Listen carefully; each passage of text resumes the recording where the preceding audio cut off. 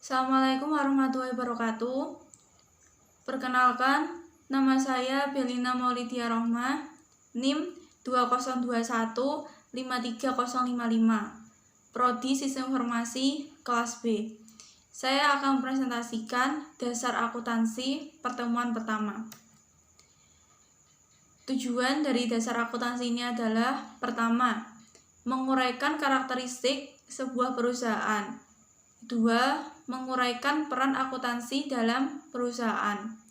3. Menguraikan pentingnya etika bisnis dan prinsip-prinsip dasar perilaku yang etis. 4. Menguraikan profesi akuntansi. 5. Mengikhtisarkan perkembangan prinsip-prinsip akuntansi dan mengaitkannya dengan praktik akuntansi. 6. Membuat persamaan akuntansi dan menjelaskan setiap unsur dalam persamaan tersebut. 7. Menjelaskan bagaimana transaksi bisnis dapat dinyatakan dalam perubahan-perubahan yang terjadi pada 3 unsur dalam persamaan akuntansi. 8.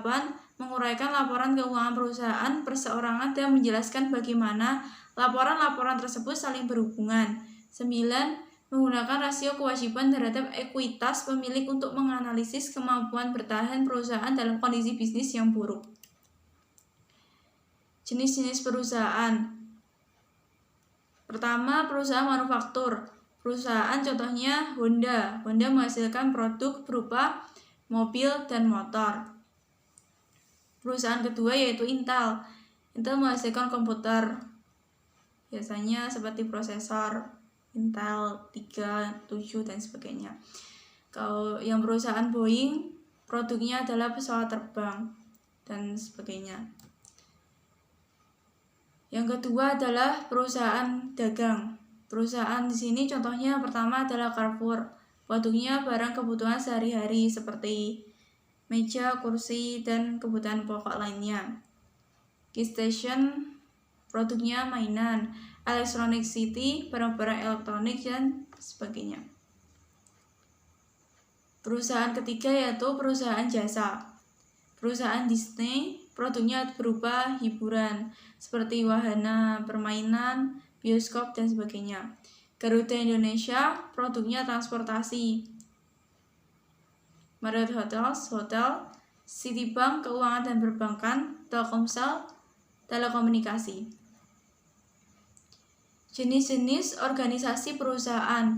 Pertama, perusahaan perseorangan. Kedua, persekutuan.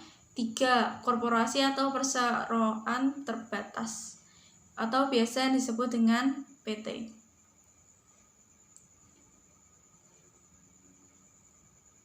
Apa yang dimaksud dengan perusahaan perseorangan? Perusahaan perseorangan dimiliki oleh perorangan. Keunggulannya apa? Pertama, kemudahan pengaturan. Yang kedua, biaya pengolahan yang rendah. Biaya pengolahan yang rendah karena yang mengelola hanya satu orang, dan kelemahan sumber daya keuangan yang terbatas. Jika seseorang itu punya modalnya sedikit, kewajiban yang tidak terbatas. Persekutuan dimiliki 2 orang atau lebih dari 1 individu. Keunggulannya, pertama, sumber daya keuangan yang lebih besar dibandingkan dengan perusahaan perseorangan.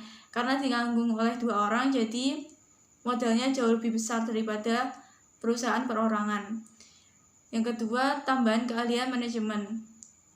Kelemahan, kewajiban yang terbatas karena sama seperti perusahaan perseorangan. Perusahaan persekutuan memiliki kewajiban yang tidak terbatas.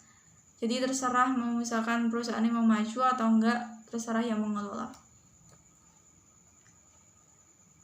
Korporasi. Korporasi ini dibentuk berdasarkan peraturan pemerintah sebagai badan hukum yang terpisah. Keunggulannya, kemampuan untuk mendapatkan sumber daya dalam jumlah besar melalui penerbitan saham. Kelemahan, pengenaan pajak ganda. Karena PT termasuk perusahaan besar, jadi pajaknya juga disesuaikan dengan perusahaannya. Strategi bisnis. Strategi bisnis adalah serangkaian rencana dan tindakan terintegrasi yang didesain bagi perusahaan sebagai sarana untuk memperoleh keuntungan melebihi pesaingnya. sekaligus untuk memaksimalkan laba. Strategi bisnis ini terdiri dari strategi biaya rendah dan strategi diferensiasi. Strategi biaya rendah. Berdasarkan strategi biaya rendah, suatu perusahaan mendesain dan menghasilkan produk atau jasa dengan kualitas yang diterima konsumen pada biaya yang lebih rendah dibandingkan dengan para pesaingnya. Contohnya, Lion Air.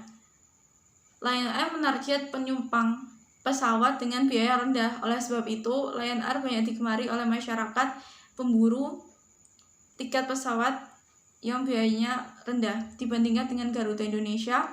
Lion Air memiliki harga tiket yang lebih rendah. Oleh karena itu, masyarakat lebih menyukai Lion Air daripada Garuda Indonesia dari segi biayanya. Yang kedua, air mineral feed. 3. Strategi diferensiasi. Berdasarkan strategi diferensiasi, sebuah perusahaan mendesain dan menghasilkan produk atau jasa yang memiliki kekhususan atau karakteristik yang unik sedemikian rupa, sehingga konsumen bersedia membayar harga yang lebih tinggi dibandingkan harga yang umum. Contohnya, Designer Bian dan Electrolux. Dua contoh tersebut merupakan merek dari peralatan rumah tangga yang menjual kualitas yang mumpuni. Jadi mereka di strategi diferensiasi ini menjual kualitas, bukan menjual harga seperti yang sebelumnya. Rantai nilai sebuah perusahaan. Rantai nilai adalah cara yang dilakukan perusahaan untuk memberi nilai tambah bagi pelanggannya melalui pemrosesan input menjadi produk atau jasa. Input diubah menjadi proses bisnis, produk atau jasa, lalu akan dinilai oleh pelanggan. Selanjutnya, pihak-pihak yang berkepentingan. Pihak-pihak yang berkepentingan terhadap perusahaan adalah perorangan atau entitas yang mempunyai kepentingan dalam menunjukkan kinerja perusahaan. Proses penyediaan informasi. Pertama, mengidentifikasi pihak-pihak yang berkepentingan. Pihak berkepentingan ada dua, yaitu pihak internal dan pihak eksternal. Pihak internal contohnya seperti pemilik, manajer, dan karyawan. Dan pihak eksternalnya berupa pelanggan, kreditor, dan pemerintah. 2. Mengenal kebutuhan informasi dari pihak-pihak yang berkepentingan. Proses penyediaan informasi yang ketiga yaitu mendesain sistem informasi akuntansi untuk memenuhi kebutuhan pihak-pihak yang berkepentingan. Yang keempat, mencatat data ekonomi berkaitan dengan aktivitas dan peristiwa bisnis. Proses penyediaan informasi di pihak berkepentingan internal, contoh internal yaitu pemilik, manajer, dan karyawan. Eksternal, pelayan, kreditor, dan pemerintah. Yang kelima, menyusun laporan keuangan untuk pihak yang berkepentingan. Selanjutnya adalah etika bisnis. Pertama, hindari pelanggaran etika yang kecil. Yang kedua, pusatkan perhatian pada reputasi jangka panjang. 3. Bersiaplah menghadapi konsekuensi yang kurang baik bagi diri Anda bila berpegang pada perilaku etis.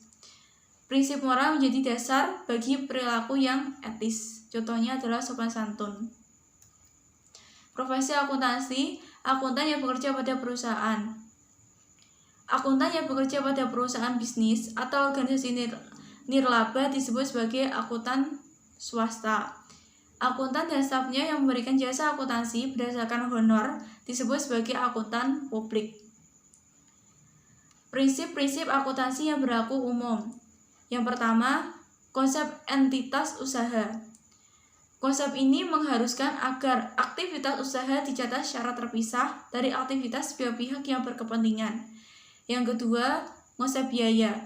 Konsep biaya adalah dasar untuk mencatat harga pertukaran atau biaya akuisisi dalam catatan akuntansi. Yang ketiga, konsep objektivitas. Konsep ini mengharuskan agar catatan dan laporan akuntansi didasarkan pada bukti yang objektif. Yang keempat, konsep unit pengukuran. Konsep ini mengharuskan data ekonomi dicatat dalam satuan mata uang.